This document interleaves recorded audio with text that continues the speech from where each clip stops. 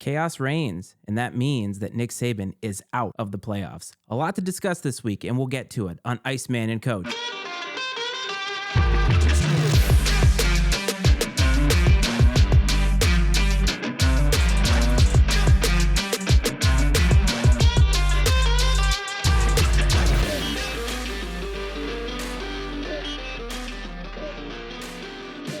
What's up, everyone? Welcome back to another episode of the Iceman and Coach Sports Show. As always, it is Matty Ice, your host, and the coach returns from South Bend. How you doing, buddy? Welcome back. Doing great, Iceman. Happy to be back. It was a wonderful weekend in South Bend, which we will get into shortly. I think there are a lot of fun stories from the weekend of football and even, the World Series wrapped up over the weekend as well. And, I get excited. I get excited to maybe start getting the shovels out to bury a few of these careers. And I think there's a couple notable ones right now. Oh, we're getting really close to burying quite a few individuals as these weeks roll by. It's not even Thanksgiving yet, and we are already going to bury somebody. But I think there's a lot of people coming across here. Jimbo's got to be feeling it a little bit right now because the 3-6 Texas A&M Aggies, that's not great. No, that's not good at all. I'm surprised he's hanging on.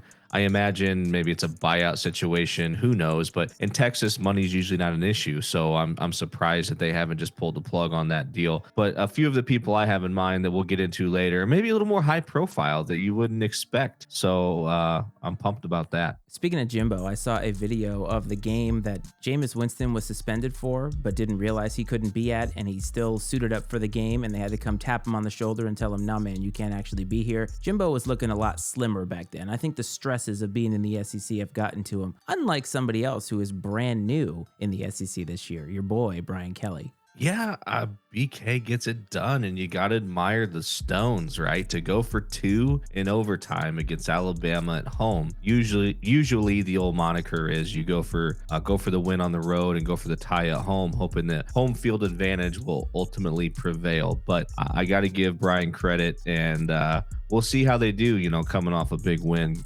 taking on Arkansas this week. And that's just part of the chaos that took place. But I want to start in South Bend because part of the chaos that started was the 5th-ranked Clemson Tigers traveled to old South Bend, and the Fighting Irish were there lurking about. They'd been playing well. You and I both picked them in crunch time last week, and boy, they delivered in spades. We went live to you on Saturday, which is not a day we normally record anything. So I want to ask you how the rest of the weekend took place, how the game was. I heard that it was a little bit raucous there after the game. It was fantastic. It was one of the, if not the one of the best sports environments that I've ever been in.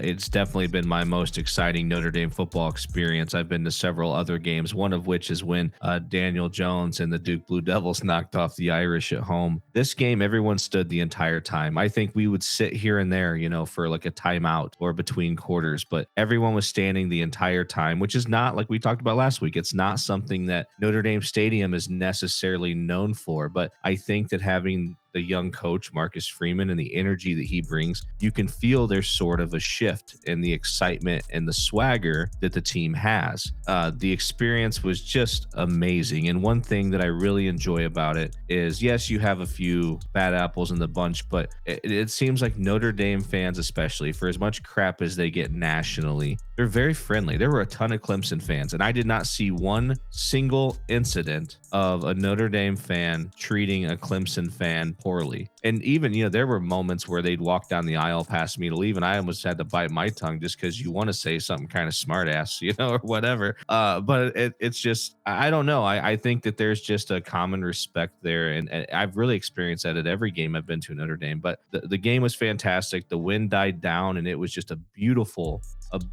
Midwest evening for football, and Notre Dame took it to him right from the get-go, and 35-14 doesn't even explain. It wasn't even that close. The 14 came fairly late, and the Irish managed to score not just 21 points on offense, but they scored on defense with a pick 6. They blocked a punt to get things started early in the first quarter and returned it for a touchdown. The fans stormed the field after the game, which I did not necessarily expect. I would have maybe been more on board with that had it been like a last second win or something and everyone was just juiced up. But it was sort of a foregone conclusion for a while that Notre Dame was going to win that game. And I kind of thought that knowing that it would have sort of tamped down some of the antics, but it really was. It was a pretty, I hate saying this, it was a pretty uninspiring storming of the field. It didn't seem super crazy when you were there, but I did see an image, and I don't know if you saw this, of I don't know, maybe a 14-year-old boy standing on the field in a Notre Dame jersey as a Clemson lineman who has to be 300 plus pounds walks by, and this boy is just giving him the double birds. And so this totally contradicts, right, everything I've said up to this point about how Notre Dame fans treated Clemson. But just that one little depiction, the picture, if I find it, I'll send it to you. But it was just fantastic. I mean, that sounds wonderful. That sounds like the time that LSU came to town. Have I ever told you this story? You have not. This is my sophomore year of college, 2002. That tells you how much Tech has fallen off. LSU came to Blacksburg. We had a little home and home series with them at some point. I think it was 2002 and then maybe 2007. But in 2002, they brought 17,000 fans to Blacksburg, which is a lot. If you think about Lane Stadium's capacity at the time was like 65,000. 17,000 is quite a bit. And obviously SEC teams travel really well. So downtown Blacksburg, it's a very small area. There is one street, ironically named Main Street. And on one side, there was Virginia Tech fans. On the other side, there were LSU fans. And they were just jawing back and forth at each other, waiting for something. It was a powder keg. And that powder keg came in the form of the Hokie Bird mascot in the back of a pickup truck coming down the road, giving the double bird to the LSU fans, and a riot broke out. It was bonkers. Yeah, that sounds absolutely crazy.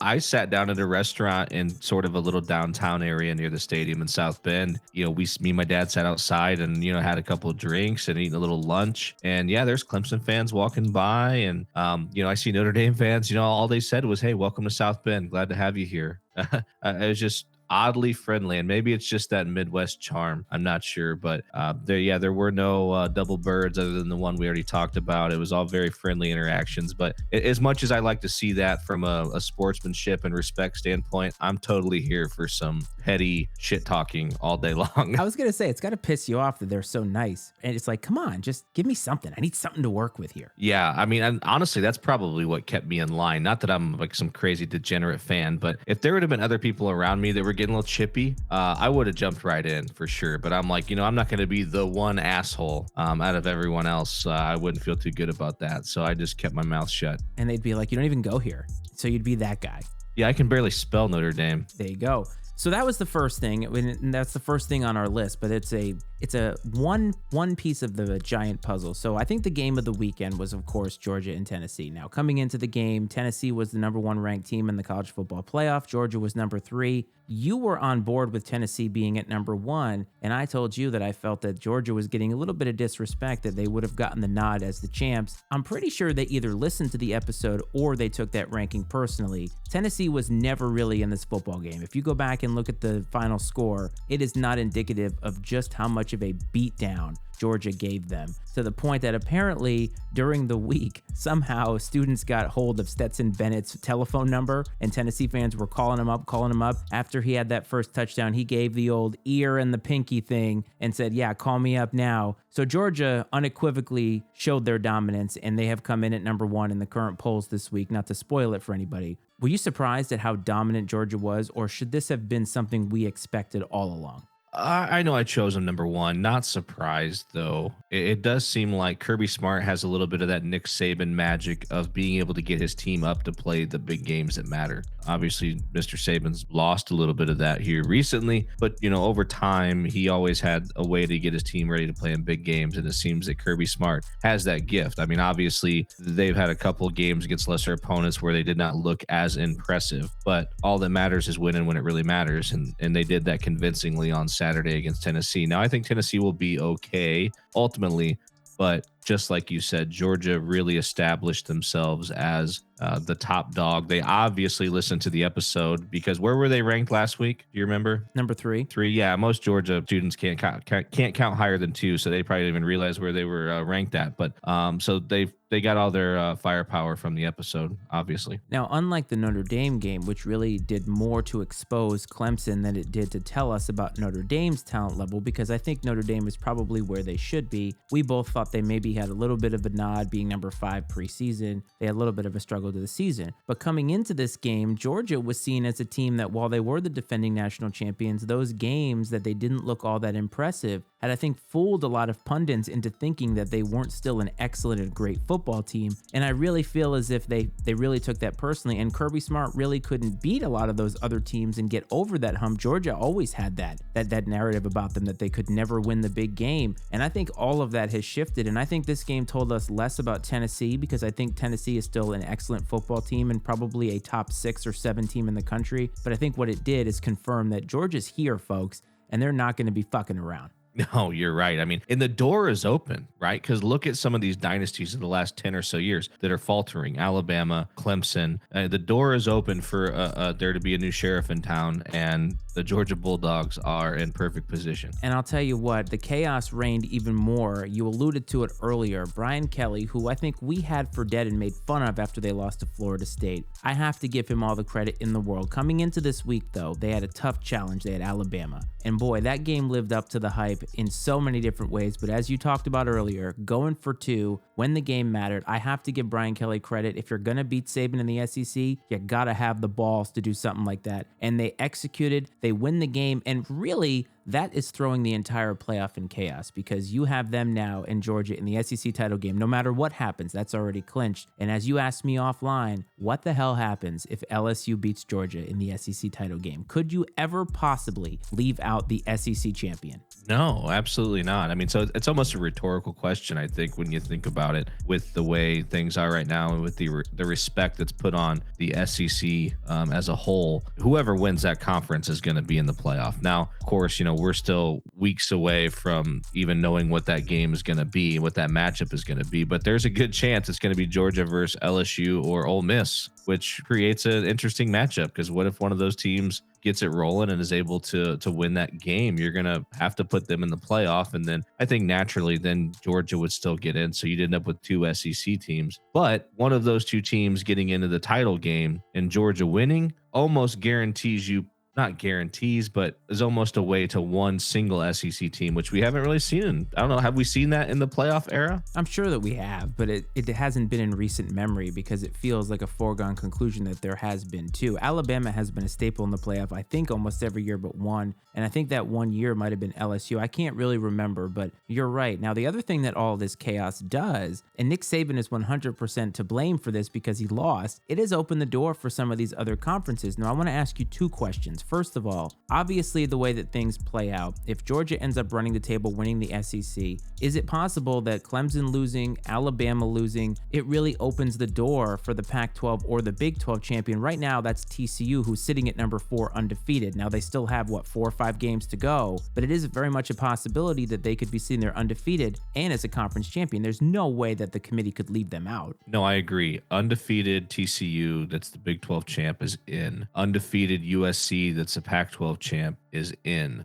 Both of those, I think, are foregone conclusions. Now, that's going to be bad news in this scenario for whoever loses the Michigan-Ohio State game, I think. But on the same token, those 2 teams control their own destinies, TCU and USC at this point. But a loss by either one of them opens up all sorts of crazy scenarios that could be possible. I always love it when you do this. USC already has a loss, so they cannot be an undefeated USC team headed into the playoff. You know what? I thought they did, but then I knew it, man. I thought that they did, and then I swear that I heard someone else talking about it, referring to them as undefeated. And I'm like, well, shit, maybe they're undefeated. But did they lose to Utah? Yes, they did, actually. That was the game that they lost on the road, 43-42. It was a barn burner. Yes, that's it. For some reason, because I was all over USC on that game, and my dad was like, oh, Utah's different at home. And I'm like, it's fucking Utah. But that's probably the only reason Utah still ranks them. Yeah, and probably Joe Girardi will be their coach next year. But I hope so. The other question that I have for you is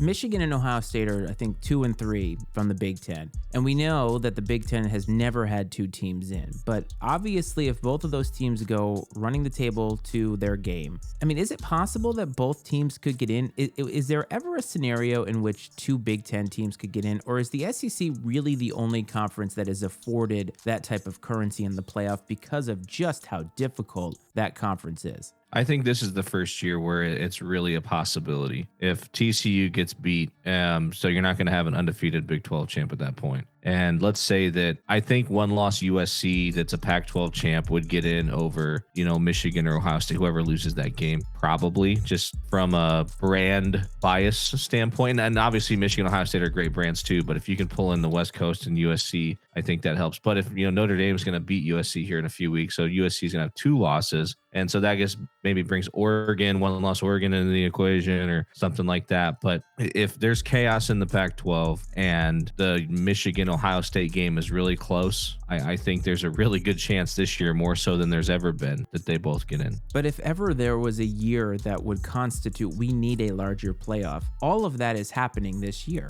This is all telling us what we said in our realignment, that we need more teams in the playoff, because right now, to me, there is only really 1 or 2 clearly best teams in the country, and there's a lot of teams that are kind of sitting around there in the top 8 that really should have a chance. I'm not saying that it should be expanded so that a 2-loss Alabama can make it in, but there are these other teams we talked about, like undefeated USC and Oregon and all these teams that are going to have great records, maybe even a conference championship, but they might not necessarily make it in. I mean, Michigan, if they lose to Ohio State, does that make them any less deserving of being one of the top 8 teams in the country? No, of course not. So right now, if the committee is listening, which they are not, expand the goddamn playoff right now. This year, right now, do it, because I want to see it, because there's more parity this year than we've ever seen, and I just want to see it play out finally. That's a pretty bold assumption by you that the playoff committee is not listening to this podcast.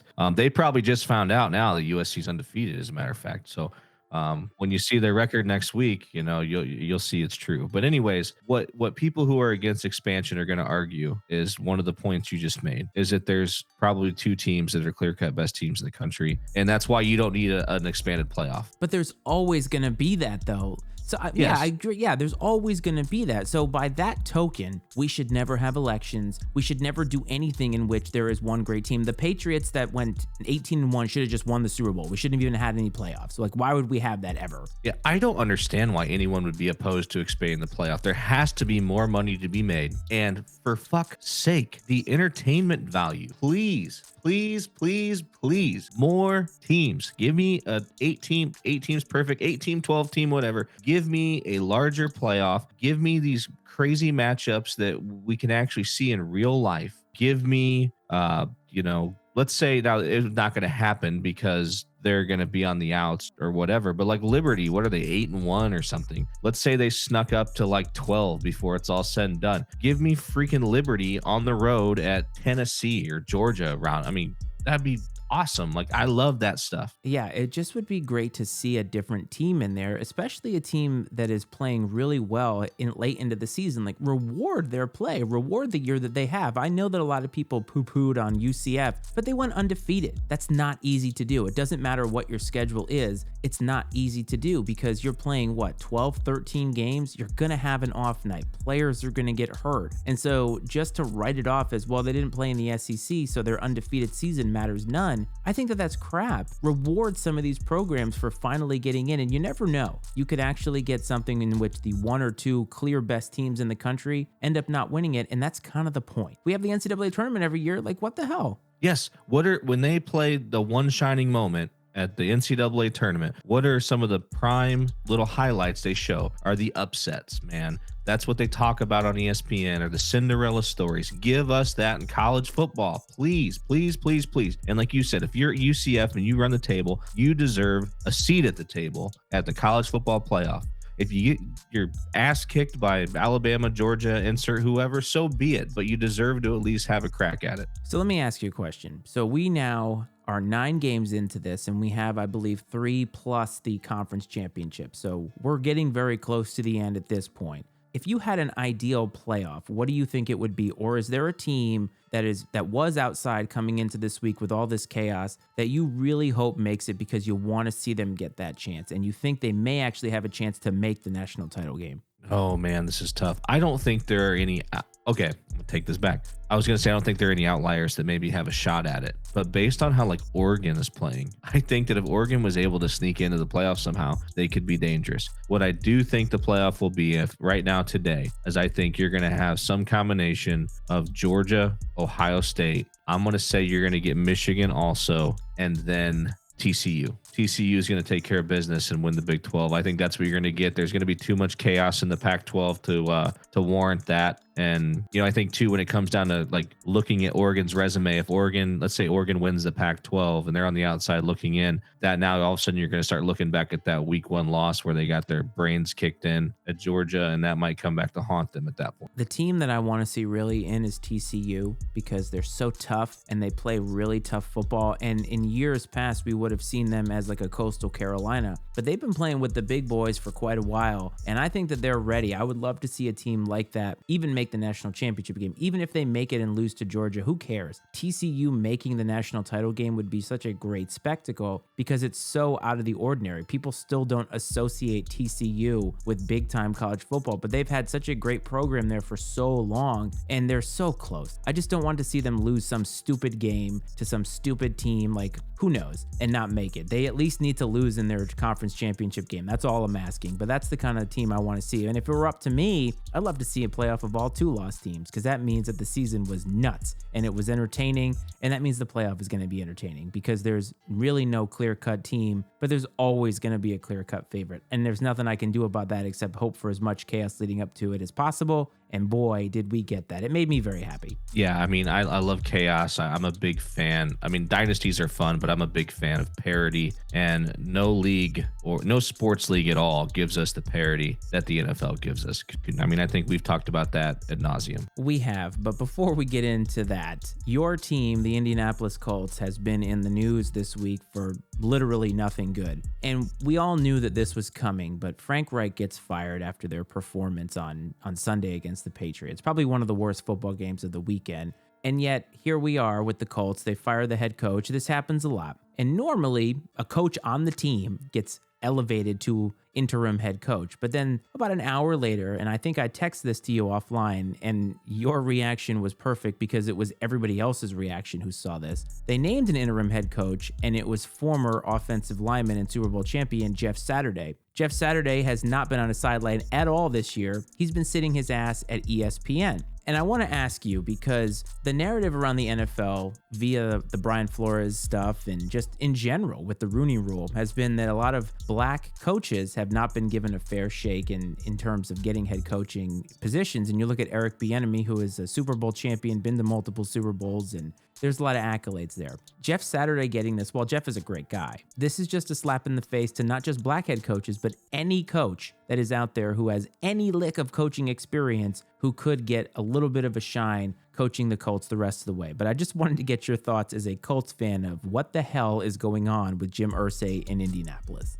Well, all I can envision in my mind is that Jim Irsay is probably sitting naked in his mansion playing one of his fancy collector's guitars, snorting a line off a stripper's ass, and goes, "I got it. We're going to hire Jeff Saturday as the interim head coach." I mean, it's so preposterous. It sounds like one of these ignorant things that I would say, like I knew what I was talking about. And you'd be like, Jeff Saturday's not the coach of the Colts, but he is. And I like the guy. I loved him when he played, man. I mean, he was Peyton Manning's center for a long time. The guy knows the game, I'm sure. But this is the most out of left field, ridiculous thing that I have ever seen in my life. Like, the only thing that would have been more ridiculous, I think, is if they would have hired Pat McAfee, which would have been way more entertaining than this, but it just does not. It makes no sense. And you make a great point. It is insulting to some of these guys that have put time in for years and years and years to have these types of opportunities. There's no way that Jeff Saturday is going to parlay this into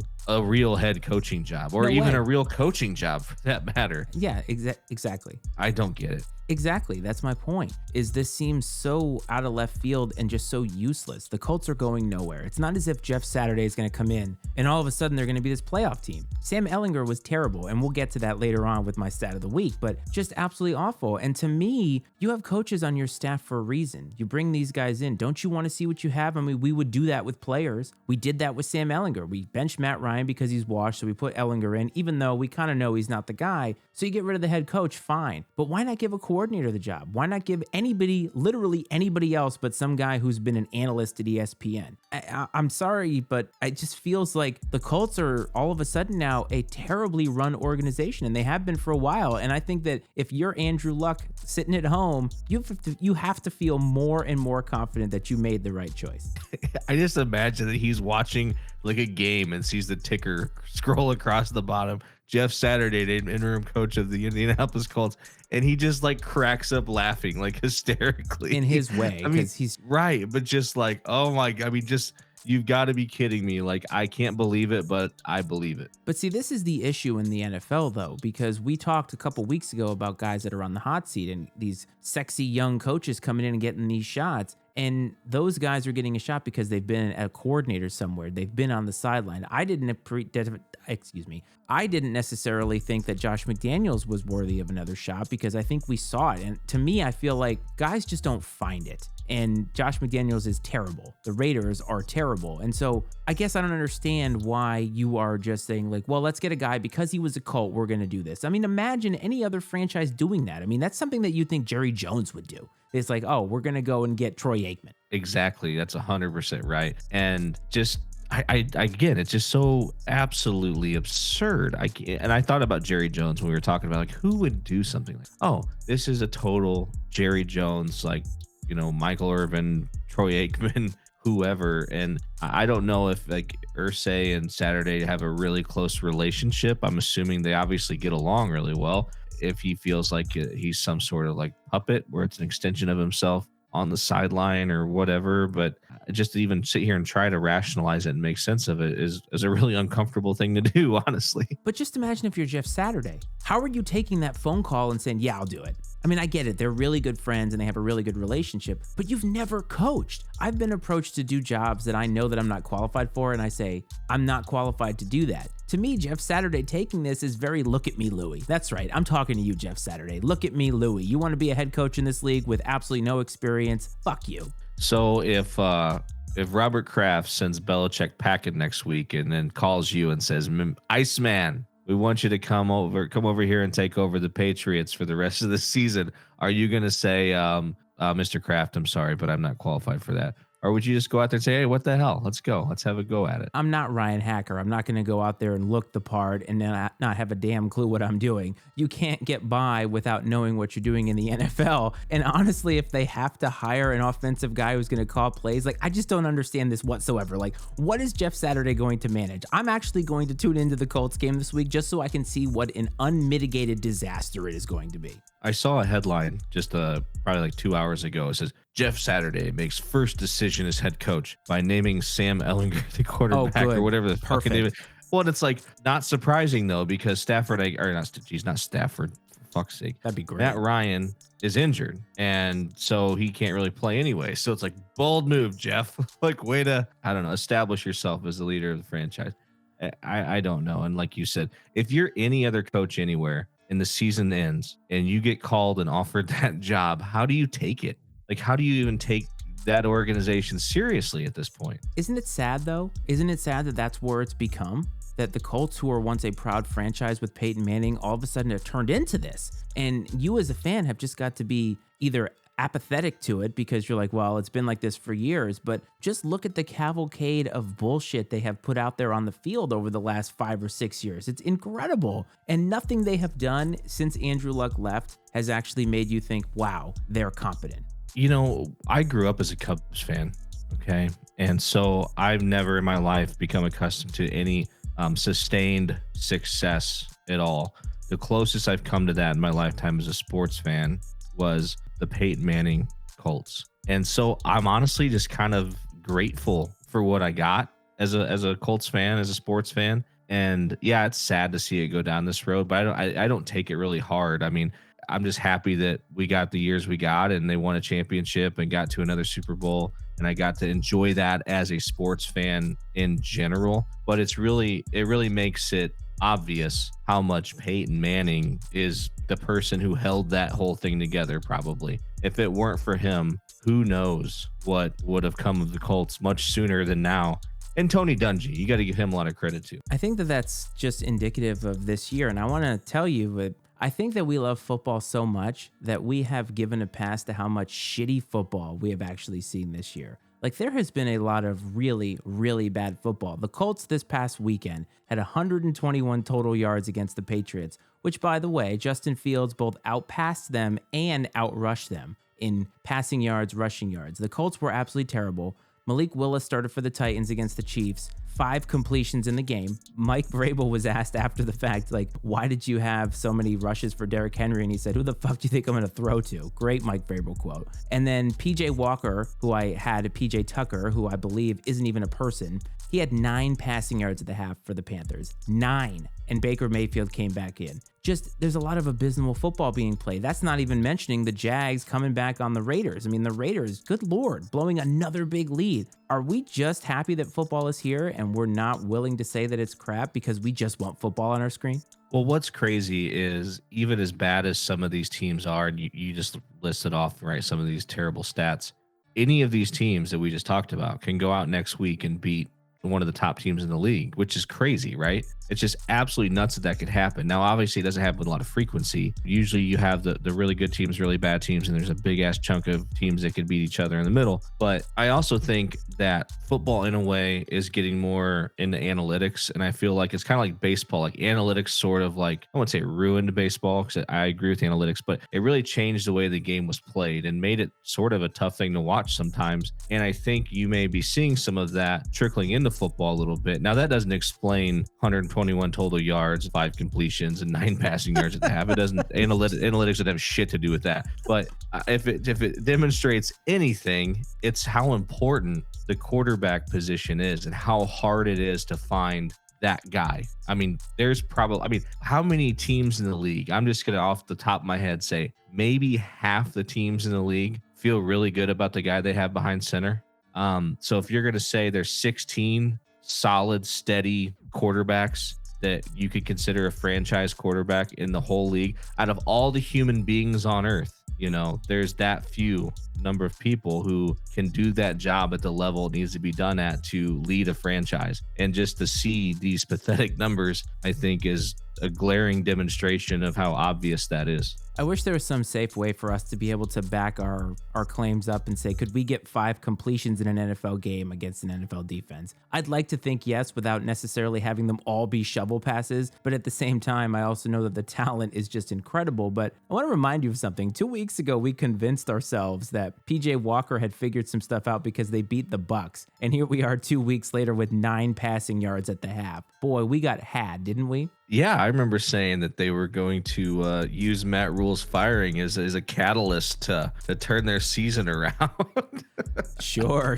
We got absolutely had by the Panthers. And by the way, you weren't willing on putting them in the bottom 5. And I questioned you on that. And you said, no, I think they figured some things out. Boy, they played for you this week, pal. Yeah, I don't remember that. Honestly, luckily there's no record of it out there anywhere, especially no audio, I'm sure. Absolutely to back up your claims in this case. But yeah, it's if it's to the point where you're like, all right, Baker, please come back in. And I've always thought he kind of got a bad rap anyways. I understand he hasn't produced when it matters, but I've always been a little bit of a Baker Mayfield fan. And so maybe that's just my subconscious rooting for the little guy. So I also saw something else this weekend that I didn't think that I'd ever see. Not a Tom Brady drive that we're used to seeing, a quintessential Brady drive, but him getting emotional after a game-winning drive that made them 4-5. Now, Brady had a very Brady drive, but it's actually even more ridiculous. 44 seconds, no timeouts, and he managed to get a touchdown with a whole bunch of nobodies against the Rams. And they're now at 4-5 in first place, and the Rams are 3-5 and reeling. But it's amazing to see Brady in this fashion where he's not the issue there. He's leading the league in passing, but man, that team just doesn't have it. But seeing him celebrate being 4-5 in that way, it felt like a cathartic release, and I feel like the whole league is in trouble now. Yeah, as soon as we sit there and try to start digging a hole for our friend Tom's career, he does something like, and it's happened over and over again, that happened when he was with the Patriots. People are like, all right, the Patriots are done, Brady's done, and then he comes and pulls a rabbit out of his hat and goes on to a Super Bowl or whatever the case may be. And just kind of his antics to me have almost turned into that. I see it on TikTok all the time or whatever. It's like, tell me that one thing that your whole entire personality like embodies or revolves around. Tell me that annoying thing that your whole personality is based off of. And that's like football for Tom Brady, right? I mean, like, it's just his sole identity at this point is competition and competing. It's almost got to be miserable. I mean, to do what he's doing the way he's doing it. I mean, obviously he does it because it makes him maybe happy, but Yeah, you're right though. We're probably all screwed. So I think it's coming to a point, speaking of burying people, that I honestly think, I'm going to say it here. I'm willing to say it. I'm kind of feeling a little frisky tonight. I don't know if you can tell, but I think that we can bury Aaron Rodgers' career in Green Bay. Are you ready to do it with me? Because I'm ready to play taps for that motherfucker. Oh man, I got the shovel out in the truck, buddy. Let's do it. I'm ready to roll. You know what? I'll call down to the rental place. We'll bring in a backhoe. We'll get the big guns in here and get this thing over with. Motor City Dan Campbell is shoveling out his grave right now, and I thought that he wasn't going to survive at this point. He's probably going to get fired after Thanksgiving, the same way that Matt Patricia did, but on the way out, a terrible 15-8 victory over the Green Bay Packers. Should the Packers bench Rodgers at this point?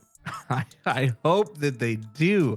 I hope they do, man. I saw a lot of snippets of that game when I was watching the Red Zone on Sunday. And just to see the look on his face and his reaction every time something negative happened, he was just so beside himself, so pissed. It's like he would throw a terrible ball. And he's just so fucking mad. He act like he's pissed at the receiver. It's somebody else's fault. I mean, what an arrogant prick. It's amazing to me because he's so helpless. It's the first time in his career he's probably thought, I can get out of this. Remember the relax year, RELAX? He spelled that out for the media, and they ended up making the playoffs. That's not Aaron Rodgers anymore. Aaron Rodgers had like 40 yards rushing, which was a big deal because he can't really do that anymore. That team is screwed. And honestly, I think if I'm Aaron Rodgers, I'm looking at the rest of the season. Can I dig out of this hole? And if I can't, I have to look toward my future. I might just walk away from the franchise now.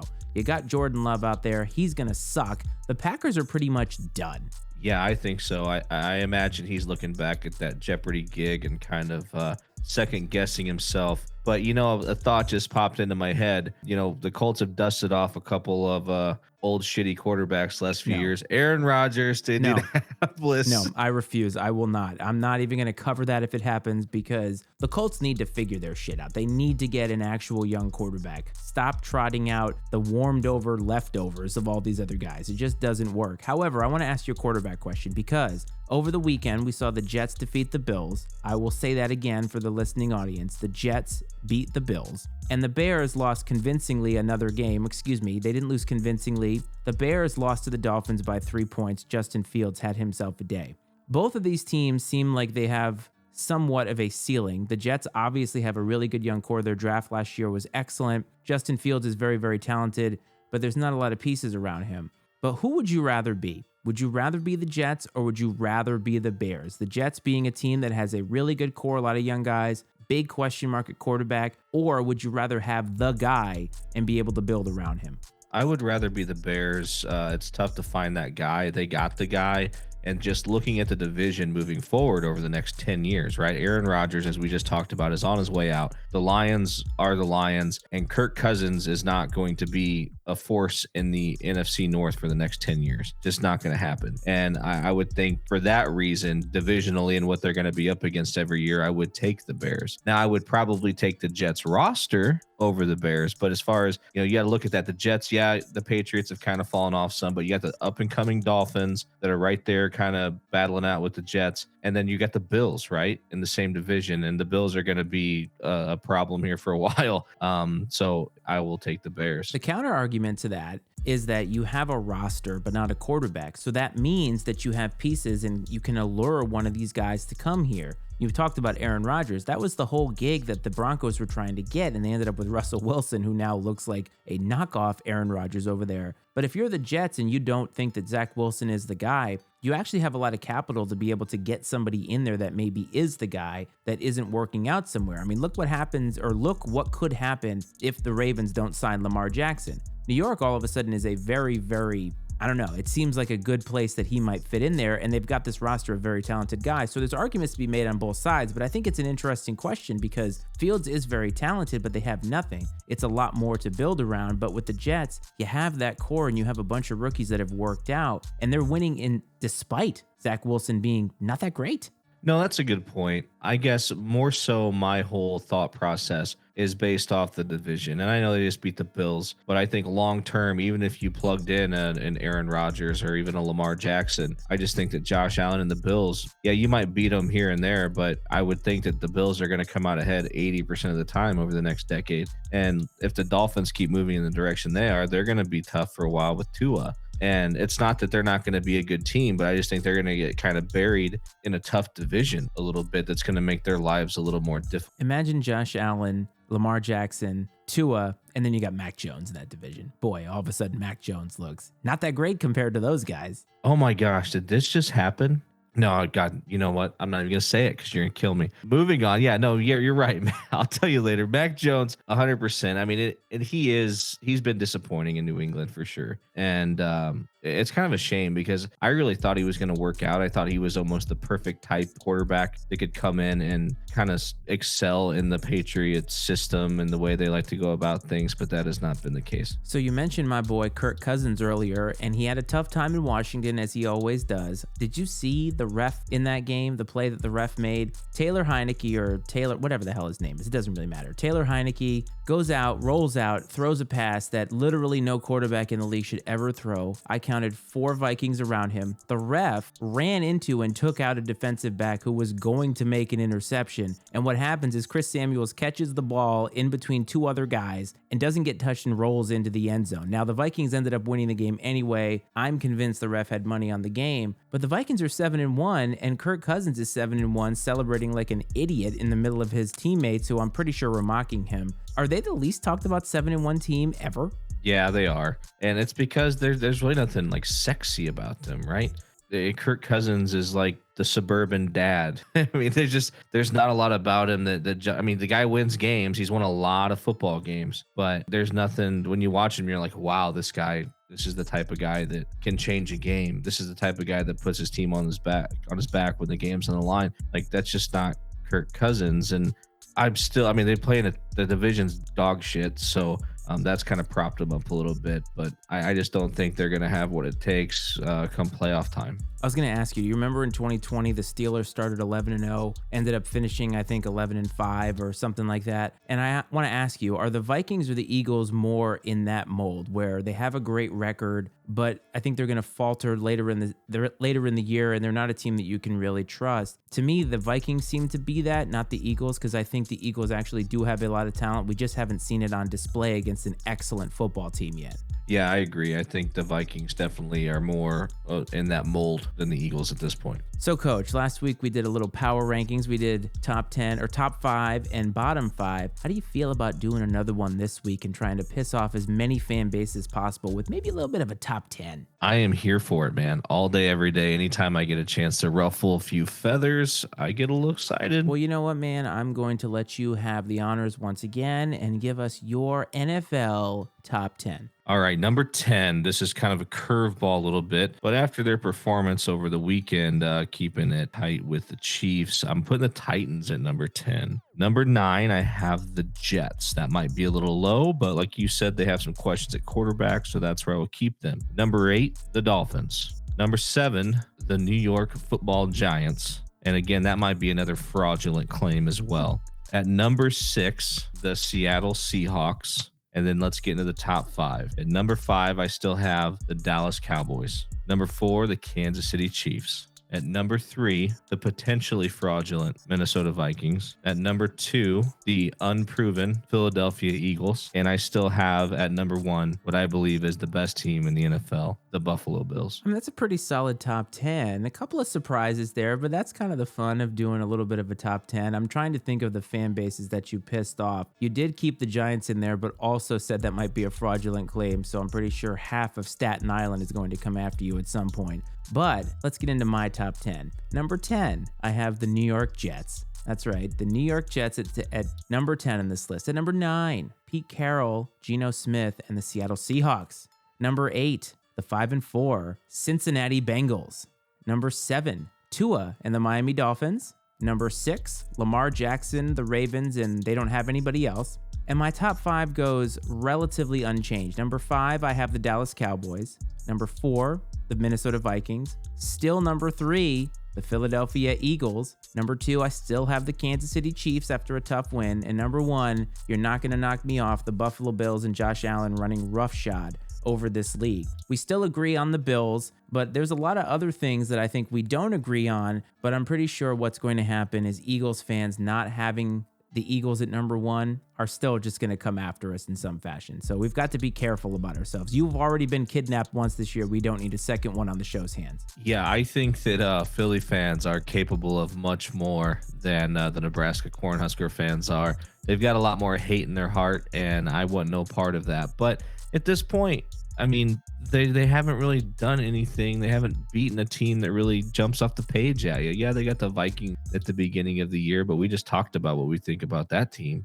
I don't know. I'm sure they'll have plenty of opportunities here over the second half of the season to get a couple marquee wins and maybe change our minds. I was actually very surprised that you had the Titans in the top 10, because if Malik Willis is going to have to look like that and start any amount of football games without Ryan Tannehill, Derrick Henry better stay healthy, because I don't think he can sustain 50 carries a game. I'm also surprised that I have the Titans in the top 10. You're surprised. I like that you make these lists and then you don't keep any inventory. You're like, yeah, number 10, Tennessee Titans. Wait, why did I have that in there? Just move it along. Just keep moving. I kind of like that you're flying by the seat of your pants here. It's kind of like some other podcasters we know in the podcasting space who might do that. But I want to even go further out on a limb here. And we are halfway through the season, we'll call it about halfway, because I think the true halfway point of the season is like in the second quarter of these games this past weekend. There are 8 divisions in football. Are you willing to make some predictions with me about who is going to win based off of where teams are right now? Absolutely, man. You want to start in NFC or AFC? We're going to start in the AFC East. All right. In the AFC East, well documented, Buffalo Bills are going to run away with that division for sure. The AFC North. All right, AFC North. You know, and you had this team in your top 10. I'm a little remiss for not having them in my top 10, but ultimately I do think that the Cincinnati Bengals are going to find a way to win that division. All right, I like it. The AFC South. Bleh. The Sisters of the Poor division. Obviously, I just had the Tennessee Titans at number 10, which means I naturally, of course, have to pick them to win the AFC South, despite the run that the Colts are going to go on behind the leadership of Jeff Saturday. Man, if the Colts win this division, I'm just going to stop watching football altogether. Oh, man. It'd be bizarre. So the AFC West. Chiefs all the way. That's their division to lose. I think that division has been very disappointing. I thought that was going to be a pretty tough division going into this year. And I do think the Chargers are kind of getting their shit together a little bit, but the Broncos and Raiders are so terrible. Chiefs, though, that's their division. Have you ever felt less confident about a 5-3 team halfway through the season as you have about the Chargers? You know, honestly, I'm a little higher on the Chargers than most people, just because I think that they're really good at the quarterback position. Justin, aka Jake Herbert, I do think they're very talented there, which always gives you a chance to win games in this league. I think maybe Brandon Staley's just got to figure a few things out, but I hope he gets a chance too, because I think he could be really successful. But he's literally coaching for his job this year too. You want to hear a crazy stat? I'm looking at the standings right here. Point differential. The Chargers actually have a negative 22 point differential, and then I'm scanning through the rest of the divisions here. Do you know that only one team in the AFC South has a positive point differential? And do you know what team that is? Is it the Jags? It is the Jags. 21 points. The rest of the division is negative point differential. And just like that, the Miami Dolphins are the only team in the AFC East with a negative point differential, and they're 6-3. So maybe point differential doesn't matter one bit. It must not, man. I mean, because there's these fluke games where you go out and you just get blown out by a team or blow a team out. I mean, here and there, it's just so, as much parity as there is, there's also so much randomness in the NFL sometimes. Except for the Bills having a plus 102 point differential this year. That is not random. That is just absolute talent. Okay, let's move to the NFC East. Oh boy. NFC East, I think that right now, I mean, you can't not pick the Eagles. You know, they're 8-0. There's nothing. They've shown nothing for me to pick against them in this case in that division. The Commanders are completely out of the running. We agree that the Giants have a lot to prove yet, and the Cowboys will find a way to fuck this up. They always do. Okay, the NFC North, which there's only one team that you could name here, right? Yeah, it's the Vikings all day. I mean, this division's maybe on par with how bad the AFC South is possibly, but no, definitely the Vikings, 7-1 right now. They've got a stranglehold on the North. Somehow, the Lions could finish in second place in this division based off of how everything is rolling. Okay, the actual worst division in football, the NFC South. I do think that we might have a situation we've seen a couple times in the past where you have a team that wins a division with a sub 500, wins a division, makes the playoffs with a sub 500 record. And in this case, I think that team is going to be the Tampa Bay Buccaneers. That entire division has a negative point differential. And I think that point differential matters there because that is a terrible, terrible division. Thursday Night Football this week, Panthers and Falcons. Somebody kill me. Oh my gosh. I don't know how many hundreds of people are going to tune in to watch that. Just absolute slop. Okay, last, the NFC West. You know, what's crazy about this division is I've seen several pundits that are really, really high on the 49ers. But also I've heard a lot of people say over and over again over the years that you are what your record says you are. And right now the 49ers are 4-4. And the Seahawks are 6-3. The question is can Geno Smith sustain the level that he's playing at right now? And can the Seahawks continue down the path they're on? It's yet to be determined. But today, right now, I have to pick the Seahawks. The thing that's crazy that I was thinking about earlier is Geno Smith is one of those guys that we felt like we knew enough about him. We felt like we had a sample size. He never got a starting gig, but through 9 games, he's been excellent. A lot of times you get these guys who find it for a few games like Cooper Rush this year, but over the course of his full season, they never quite figure it out. Is it possible that Geno Smith just was this talented? I mean, 9 games is not really a fluke. Can you be fluky for 9 games? I feel like he is talented in the way that they're running this team, and another team that drafted absolutely excellently. I feel like Geno Smith is a lot more talented than people actually ever realize. He just never really got the chance to prove it. Yeah, and sometimes it could just be a matter of getting put in the right system with the right offensive coordinator that understands your strengths and how to use the personnel that's around you. As much as we think that all offensive coordinators should be capable of doing that, I don't know if that's always the case. Offensive coordinators or coaches in general a lot of times have really big egos, and they think that they have all the answers and maybe aren't as willing to kind of open their mind and say, well, instead of doing what I want, let's do what fits best with this person's skill set and what we have around them. And that, I think, is what's happening right now in Seattle. Now, maybe it's just a coincidence that the coordinator's personal philosophies fit with Geno Smith's skill set, but either way, it's working. And like you said, I don't think at this point we can consider it a fluke. No, and I think that I owe Pete Carroll an apology because I thought that he was done. I said in the offseason offline that he should just retire and get out of the game of football. And he has that team 6-3 in a division that everybody said was going to be one of the best in football. You got to give the guy his flowers. He's an excellent head coach no matter what he did at USC and left those kids high and dry, left that program high and dry. He's been an excellent head coach with Seattle, a Super Bowl winner, and you really can't argue with that.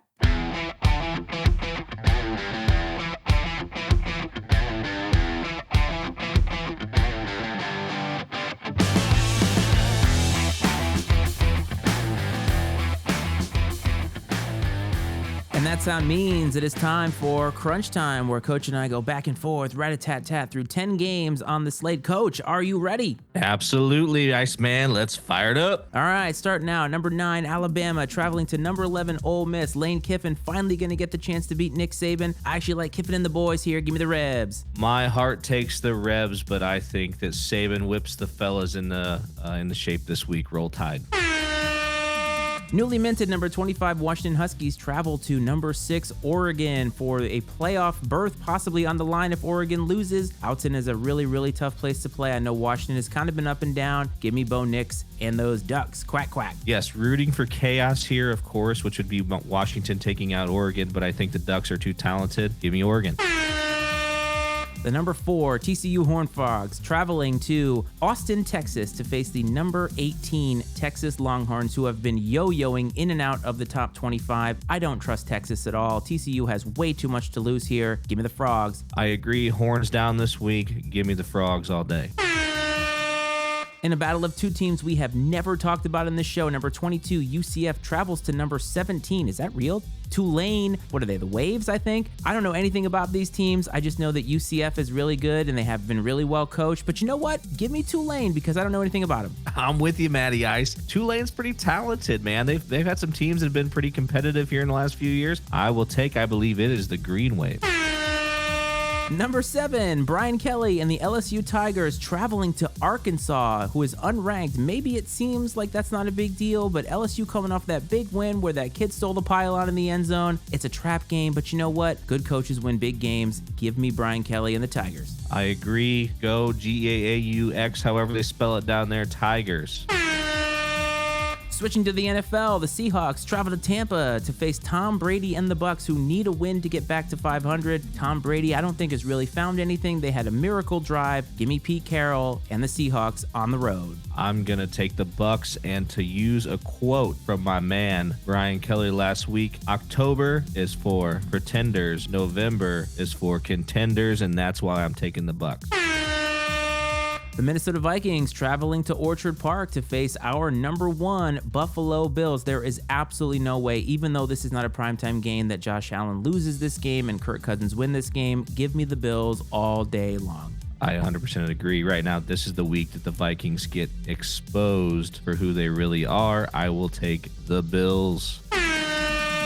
The Dallas Cowboys travel to Lambeau Field to face their nemesis, Aaron Rodgers and the Green Bay Packers. Now, the Green Bay Packers are reeling, but the Cowboys always seem to find a way to, as Coach said, fuck it up. Give me Rodgers in a get-right game. This is like having to pick the lesser of two evils, but I will take the Cowboys I hope they make Aaron Rodgers the most miserable man on the planet. I think it happens. Give me Dallas. The Cardinals travel to Los Angeles to face the Rams. Somehow the Cardinals are always in crunch time. They need a big win. The Rams need a big win. Both of these teams are completely listless. Give me McVay and the Super Bowl champions. No, I agree. Give me McVay and the champs. I think that, again, Cliff Kingsbury is hanging by a thread, and at this point, they just need to put him out of his misery.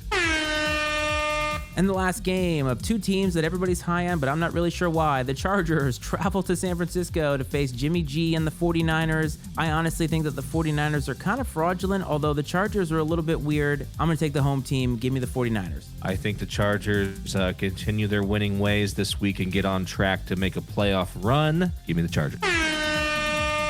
All right, and that is another week and another crunch time. It is my favorite time of the show, and I know that Coach agrees. And you know what? We still have a little bit more to get to before we get to the end of this episode.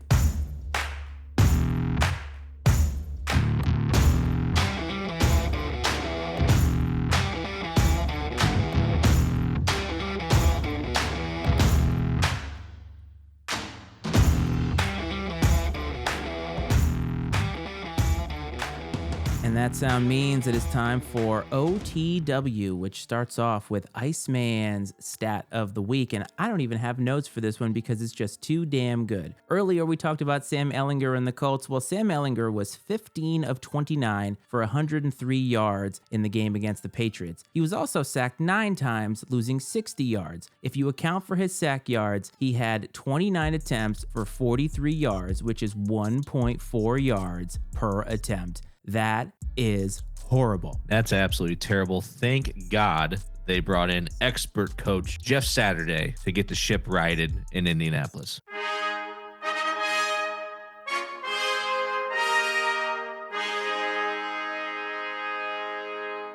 My friends, it is time for Coach's Pick of the Week. Last week, took a huge L with Rutgers up at halftime, getting absolutely blown out in the second half. Coach is now 2-4-2. That record looking worse and worse by the week. Coach, please gift us your Pick of the Week. Hear ye, hear ye. Time to get back to my winning ways. I know you all come here for the most reliable picks, and you are at the right place. I'm tired, though, of the underdogs. I cast them aside, and this week, I look for the Clemson Tigers to take out their frustrations at home against the Louisville Cardinals. They are a 7-point favorite, and I think they more than cover the spread. Give me Clemson. The Clemson Tigers +7 to cover over the Louisville Cardinals. So let it be written. So let it be done.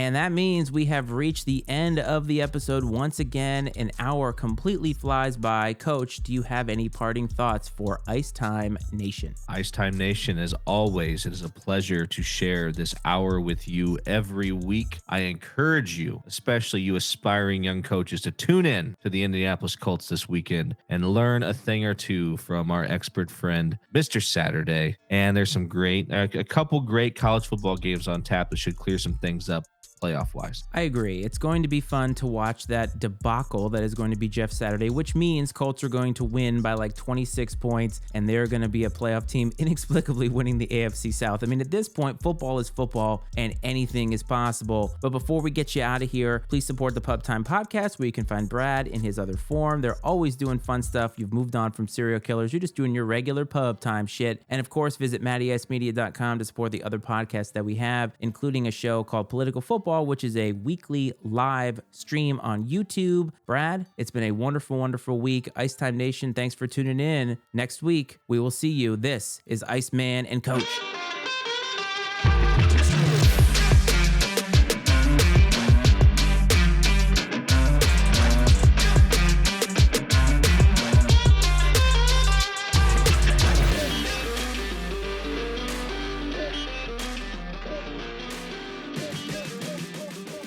The opinions and viewpoints expressed on the Iceman and Coach Sports Show are those of Matt Frates, Brad Powell, and their guests, and not necessarily those of the Matty Ice Media Network. The Iceman and Coach Sports Show is exclusively owned by Matt Frates and Brad Powell and is brought to you by the Matty Ice Media Network.